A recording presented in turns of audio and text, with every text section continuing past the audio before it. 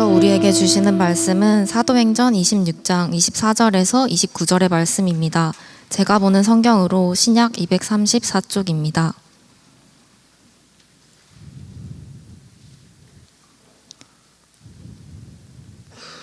이제 누가복음 26장 24절에서 29절의 말씀을 봉독하겠습니다. 다 함께 일어나셔서 하나님의 말씀을 경청하시기 바랍니다. 바울이 이같이 변명하매 베스도가 크게 소리내어 이르되 바울아 내가 미쳤도다. 내 많은 학문이 너를 미치게 한다 하니 바울이 이르되 베스도 각하여 내가 미친 것이 아니요 참되고 온전한 말을 하나이다. 왕께서는 이 일을 아시기로 내가 왕께 담대히 말하노니 이 일에 하나라도 아시지 못함이 없는 줄 믿나이다. 이 일은 한쪽 구석에서 행한 것이 아니니이다. 아그리빠 왕이여 선지자를 믿으시나이까? 믿으시는 줄 아나이다. 아그리빠가 바울에게 이르되 내가 적은 말로 나를 권하여 그리스도인이 되게 하려 하는도다. 바울이 이르되 말이 적으나 많으나 당신뿐만 아니라 오늘 내 말을 듣는 모든 사람도 다 이렇게 결박된 것 외에는 나와 같이 되기를 하나님께 원하나이다 하니라. 아멘. 네, 크리스마스 기간입니다.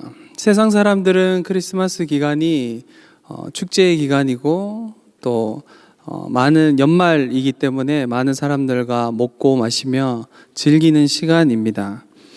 물론 우리 그리스도인 청년들도 좋은 사람들과 함께 따뜻한 시간을 보내는 시간이긴 하지만 대림절 기간을 보내면서 또 성탄절 예배를 참여하면서 우리 청년들은 늘 기억해야 되는 것은 이 땅에 오신 예수님 그리고 다시 오실 예수님 늘 기억하는 대림절 기간을 보내시기 바랍니다.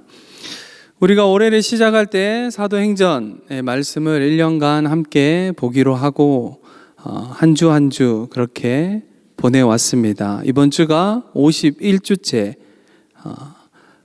사도행전이 정말 끝나갑니다. 아버지 다음 주면 정말 마지막. 원래 일정대로 하면 27장을 제가 나눠야 되는데 오늘은 26장을 나눠야 되는 상황이어서 26장의 본문을 가지고 나눕니다. 물론 사도행전을 아주 깊이 있게 다루지 못하는 것에 대해서 아쉬움은 있지만 그럼에도 불구하고 올 한 해 우리의 주제 지금 크리스마스 장식이 되어 있어서 뒤에 배경이 없지만 청년행전이라는 주제를 가지고 믿음의 싸움을 싸워나가며 한 주 한 주 그렇게 올 한 해를 싸워내신 우리 청년들 격려하고 축복합니다. 올 한 해도 잘 마무리해가며 또 내년을 잘 준비하는 우리 청년들 되기를 바랍니다. 26장은 사도행전 26장은 바울의 변론입니다. 바울의 설교가 사도행전에 몇 개 실려 있지만 이 본문은 사실은 설교가 아닙니다. 변론입니다. 자신을 변호하는 것이죠. 그리고 26장 1절부터 여러분들이 찬찬히 오늘 우리가 읽었던 24절 이전까지 바울의 변호가 나와 있는데 읽어보시면 바울의 설교라기보다는 그리고 변호라기보다는 바울의 간증에 더 가깝습니다. 바울이 이전에는 어떤 사람이었고 내가 어떻게 열심으로 유대교를 믿었는지에 대해서 그러다가 예수 그리스도를 어떻게 만났는지 내 삶은 어떻게 변했고 변한 내 삶을 하나님께서 어떻게 사용하셨는지에 대한 자신의 삶에 대한 서술입니다. 그냥 담담하게 자신의 이야기를 해갑니다. 물론 오늘도 이제 황금률 형제가 간증을 했는데 간증이라는 게 쉽지는 않습니다. 아마 우리 청년들에게 간증하세요라고 권면하면 그 컨택하는 것도 새가족 팀장에게는 어려운 일입니다. 새가족에게 당신의 간증을 해주세요라고 하는 건 아마 우리 청년들 누구에 가서 당신의 간증을 해주세요 하면 뭘 간증해야 될까 고민할 수 있을 것 같습니다. 간증이라는 것 그리고 오늘 말씀에서 나누려고 하는 바울의 이 간증을 토대로 바울이 지금 하고 있는 것이 어떤 것인지에 대해서 나눌 텐데 여러분 바울은 자기 변호를 하고 있지만 금방 이야기한 대로 뭔가 감정적인 거나 특별히 더 열정적으로 자신의 처지를 2년 넘게 구금되어 있는 자신의 처지를 변호하려고 하거나 그 상황을 벗어나려고 애쓰지 않습니다. 아그리빠 왕이나 베스도 총독에게 자신의 상황을 관철시키고 감정에 호소하지도 않습니다. 반대로 논리적이거나 아주 논리적으로 압도해서 이건 이렇고 법은 이래서 나는 여기에 있으면 안 됩니다라는 주장도 펼치지 않습니다. 바울은 그저 자신의 이야기를 해가고 있습니다. 여러분, 기독교 신앙의 힘은 논리성에 있지 않습니다. 또한 열정 같은 감정에 있지도 않습니다. 기독교 신앙의 힘은 진리와 사실에 기반합니다. 추상적인 개념으로서의 진리가 아니라 역사적인 사실, 지금도 일어나고 있고 결국 완성될 하나님의 일하심이라는 사실 위에 우리 기독교 신앙은 서 있습니다. 그래서 바울의 진술과 변호는 다소 그냥 보기에는 밋밋합니다. 특별할 것이 없습니다. 옛날 형제들, 저처럼 나이가 좀 먹은 형제들이 군대에서 이런 말을 했습니다. 거꾸로 매달아도 국방부 시계는 돌아간다. 거꾸로 매달아도 국방부 시계는 돌아간다. 무슨 말일까요? 해석해야 되는 말이죠. 어떻게 하든 아무리 힘들고 어려워도 네가 나를 아무리 괴롭혀도 그래도 나는 언젠가 제대한다. 그리고 그날은 온다. 나는 자유롭게 될 거다. 민간인으로 돌아갈 거라라는 말입니다. 여러분, 바울이 지금 그것과 비슷한 마음입니다. 무슨 말이냐면, 여러분, 신앙생활은 내가 누군가를 설득하고 내가 버텨야 하는 것보다 더 크고 하나님의 일하심이 개인의 각오와 확신보다 더 놀랍고 더 넓다라는 걸 알아가는 겁니다. 아무도 거스를 수 없는 하나님의 진정성을 가지는 것이 신앙생활입니다. 논리적이거나 감동적인 것이 아니라 신앙생활이라는 것은 선포적입니다. 선포적이란 말은 보통 우리가 언제 쓰냐면 어떤 사실을 선언하고 공포하고 알린다는 말입니다. 여러분, 어떤 사실을 말하고 선언하는 것보다 더 강력한 것, 어떻게 말하는 것보다 더 강력한 것이 있습니다. 그것은 살아내는 겁니다. 그리고 행동하는 겁니다. 언어 중에 가장 강력한 언어는 행동입니다. 바울은 자신의 삶을 자신이 어떻게 살았고 예수님을 어떻게 만났고 그리고 지금 어떻게 살고 있는지 자신의 삶에 일어난 사실을 서술하고 있습니다. 자신의 삶에 일어났던 사실을 다른 사람에게 강요하지도 않고 설득하지도 않고 감정에 호소하지도 않고 그냥 담담히 자신의 삶에 일어난 하나님의 일을, 자신의 삶에 일어난 예수 그리스도 때문에 일어난 변화를 이야기하고 있습니다. 그것이 신앙생활입니다. 우리는 신앙생활이라고 하면 뭔가 열정적이고 뭔가 대단해 보일 때가 있습니다. 처음 예수 그리스도를 만나면 우리 안에 이전에 없던 새로운 세계가 펼쳐집니다. 그것을 우리가 인격적으로 주님을 만났다라고도 표현합니다. 하나님의 은혜가 쏟아진다라고도 표현합니다. 예배에 들어오기만 해도 기도하려고 말씀을 한 구절 보려고 집에서 성경을 피기만 해도 하나님의 은혜가 쏟아질 때가 있습니다. 그런 때가 없다라고 이야기하는 게 아닙니다. 그런 때가 지나면 또 어느 때는 금방 이야기한 것처럼 삶을 그냥 일상을 살아가야 되는 날들이 수없이 우리 안에 많습니다. 근데 그것이 신앙생활의 더 본질적인 부분이다라고 이야기하는 겁니다. 여러분, 배너라는 영화를 아십니까? 또 옛날 이야기 하려고 합니다. 사실 배너라는 영화는 저의 세대에게도 옛날 영화입니다. 옛날 영화고 옛날 우리 MZ들 20대 모르는 토요명화 이런 거 할 때도 정말 옛날 영화 중에도 명작에 꼽히는 영화가 배너라는 영화입니다. 아마 배너라는 영화를 우리 청년들이 모르더라도 전차 장면, 전차 타고 배너가 막 달리는 그 장면은 어디서 보았을 것입니다. 아니면 배너가 노예선에서 노젓는 장면, 그 두 장면은 얼핏 아니면 설교를 듣다가 누군가가 예화를 써서 봤을 수도 있습니다. 배너라는 영화를 아주 간략하게만 제가 이야기하면, 배너는 사람 이름입니다. 주인공 이름입니다. 배너라는 사람이 있었고 그의 친구, 가장 친했던 메셀라라는 사람이 있었습니다. 메셀라가 로마 시민 관리가 되면서 둘의 사이가 멀어지고 적대적이 됩니다. 결국 메셀라가 자신의 어머니와 여동생이 무고하다는 것도 알면서 모른 척 해버립니다. 그리고 배너의 집안은 완전히 망하게 되죠.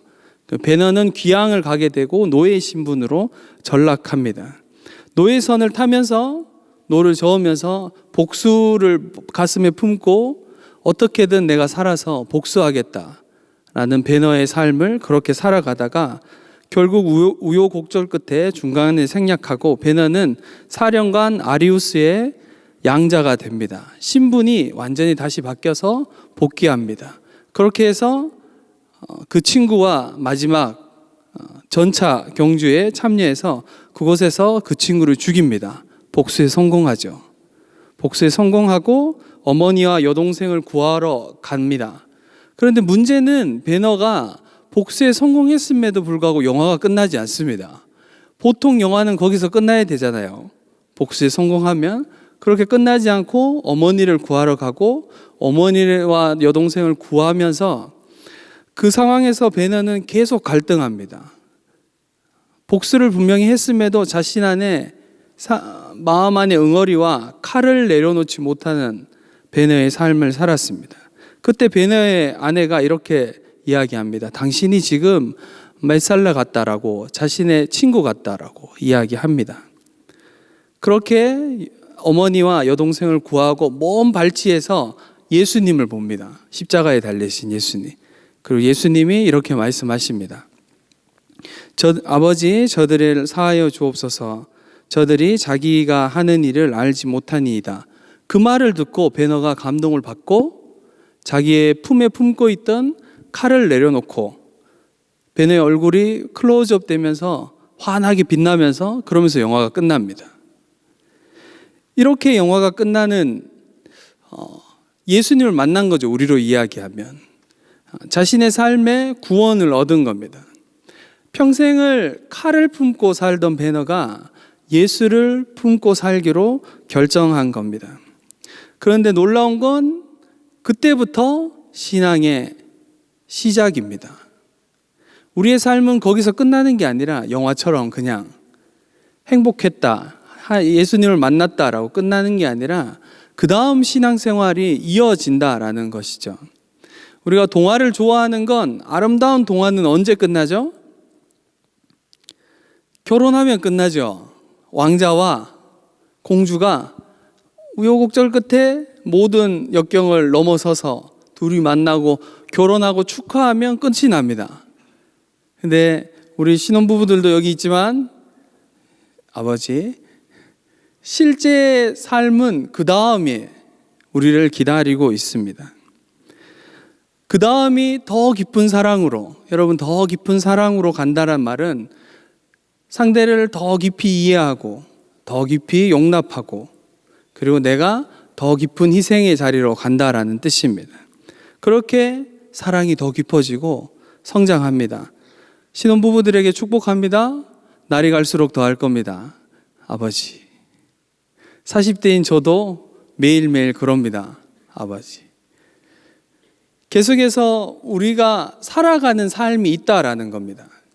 그냥 그렇게 끝나버리는 것이 우리의 삶이 아니라 어느 순간 어느 지점이 우리에게 추억으로 남아있거나 예수님을 처음 만났을 때 아니면 결혼했을 때 그 추억들이 우리를 살 수 있는 힘을 주기도 하지만 일상을 살아가는 데 있어서는 그것보다 더 크고 더 깊고 더 넓은 의미가 우리 신앙생활에는 있다라는 이야기를 하려고 하는 겁니다.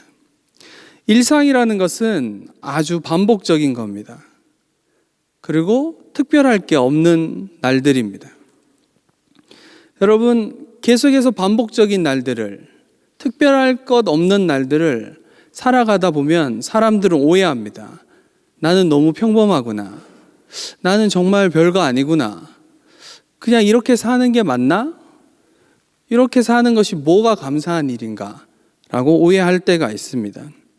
여러분, 우리의 일상이 그냥 아무 일 없는 일상이 얼마나 감사한 일인지 우리는 몇 주 전에 경험했습니다.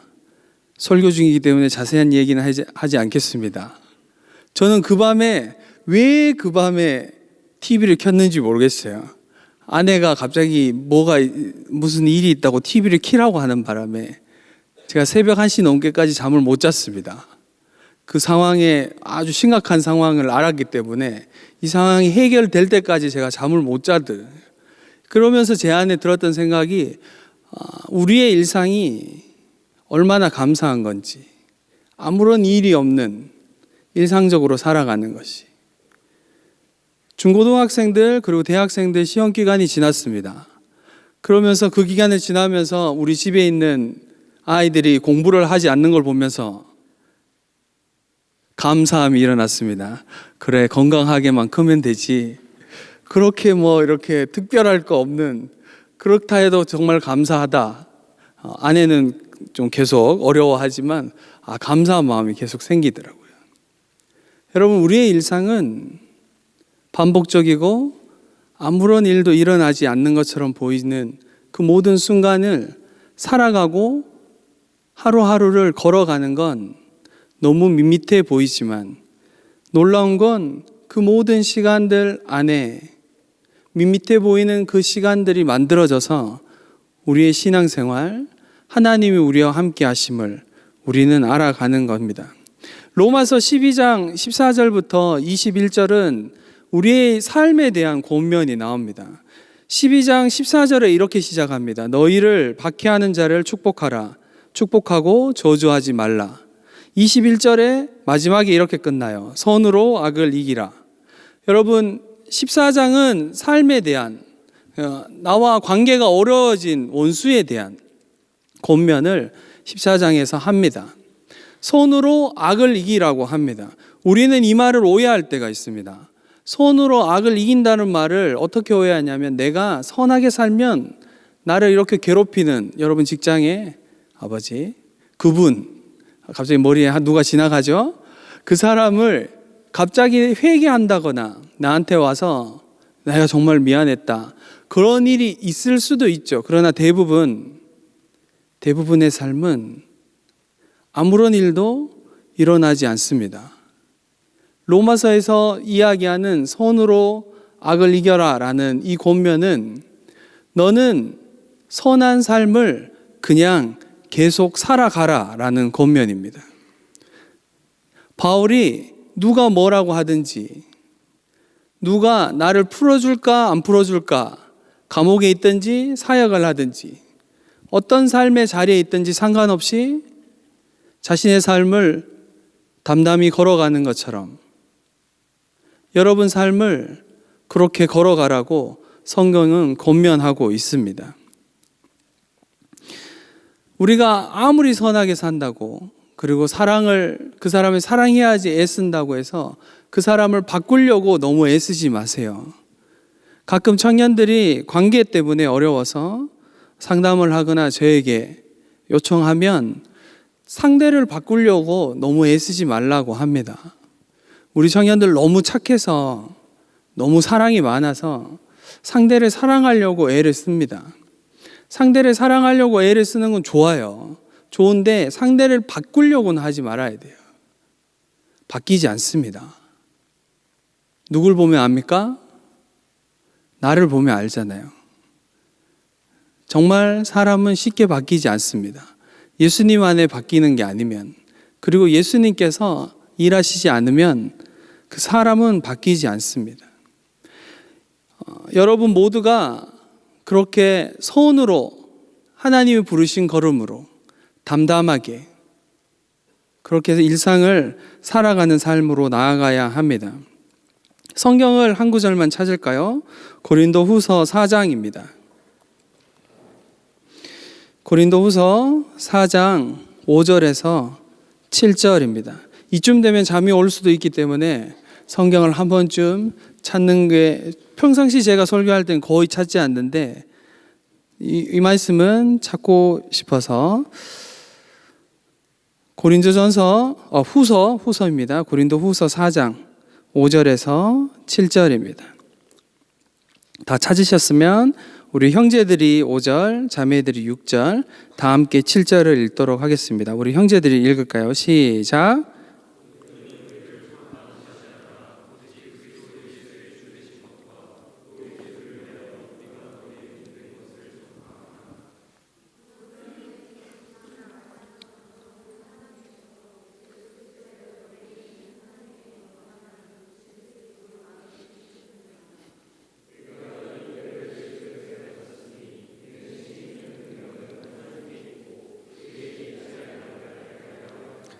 아멘. 메시지 성경에서 7절에 나와 있는 이 보배를 질거렛에 가졌으니 라는 이 부분을 메시지 성경에서는 이렇게 번역합니다. 이 보배를 일상이라는 질거렛에 담았으니. 무슨 말이에요? 계속 반복되는 우리의 삶 안에 예수 그리스도라는 가장 보배롭고 우리가 만난 복음, 우리가 간증하는 예수 그리스도, 그분을 우리의 일상에 담아라 라고 하는 겁니다. 선포해라 라고 요청하는 겁니다. 아까 이야기한 것처럼 삶으로 살아내라 라는 겁니다. 여러분, 일상의 삶에 예수 그리스도를 담아내는 겁니다. 질그릇 같은 우리, 깨지기 쉽고 보잘것없고 특별할 거 없는 일상, 매일매일 반복되는 아주 특별한 일이 일어나지 않는 그 일상들을 살아낼 때 그 안에 예수 그리스도를 담아내라 라고 하는 겁니다. 그러니까 세상 사람들이 보기에는 그냥 버텨라, 그냥 이겨내라, 그냥 참아라 라고 하는 게 아니라 성경은 우리에게 세상 사람들 보기에 버티는 것처럼 보이고 그냥 참는 것처럼 보이지만 그 안에 예수 그리스도를 담아내라고 우리에게 요청하고 있습니다. 사랑하는 청년 여러분, 여러분의 일상에 예수 그리스도를 담아내시기 바랍니다. 예수 그리스도께서 여러분 통해서 일하시며 여러분 삶 안에 드러나기를 애쓰시기 바랍니다. 어떤 영역은 여러분 싸워내야 되는 영역이 있고 어떤 영역은 그냥 기다려야 되는 영역도 있을 겁니다. 이런 설교를 하면 어떤 청년들은 저도 이런 질문을 어렸을 때 많이 했는데 이런 질문 할 수 있어요. 특별히 시국이 이럴 때는 사회의 정의는 어떻게 실현합니까? 그냥 일상을 살아가는 그리스도인의 삶, 상대가 어떻든지 선으로 살아가라라고 하셨는데 그냥 그렇게 살면 사회에 불이하고 부조리한 것들은 그럼 어떻게 해야 됩니까? 라고 질문할 때가 있습니다. 사랑하는 청년 여러분, 아까도 이야기한 것처럼 상대를 변화시키라고 우리를 부르신 게 아닙니다. 모두가 칼을 들고 칼을 품고 사는 세상에 예수를 품고 살라고 여러분들을 주님이 부르셨습니다. 무슨 말이냐면 여러분을 칼을 품고 상대를 찌르는 사람이 아니라 이 세상 가운데 칼집이 되라고 여러분을 부르셨습니다. 방패가 되라고 여러분을 부르셨습니다. 제가 지금 하는 이야기는 사회의 부조리한 것들을 무시해라, 그냥 모른 척해다 하는 말이 아닙니다. 청년의 때는 그것을 심각하게 고민하고 그 영역 안에 하나님이 나를 부르셨는지 고민하며 여러분을 하나님이 부르신 그 영역에서 하나님의 나라를 이루어가고 그곳에서 칼집이 되고 방패가 되어서 하나님의 나라를 이루어가는 사람으로 부르셨습니다. 여러분을 칼로 부르시지 않았습니다. 예수 그리스도께서는 여러분을 높은 자리에 올라가라, 권력을 가져라, 다른 사람들을 밟고 일어서라라고 기독교는 그렇게 초청하지 않습니다. 예수님은 한 번도 그렇게 우리에게 말씀하신 적이 없습니다. 우리 모두는 이 땅 가운데서 칼집이 되고 방패가 되고 칼만 품고 서로를 찌르는 세상 가운데, 그 세상 가운데 예수를 품고 서로를 품어내는 사람으로 여러분 한 사람 한 사람을 부르신 것입니다. 여러분 한 사람 한 사람이 그래서 복입니다.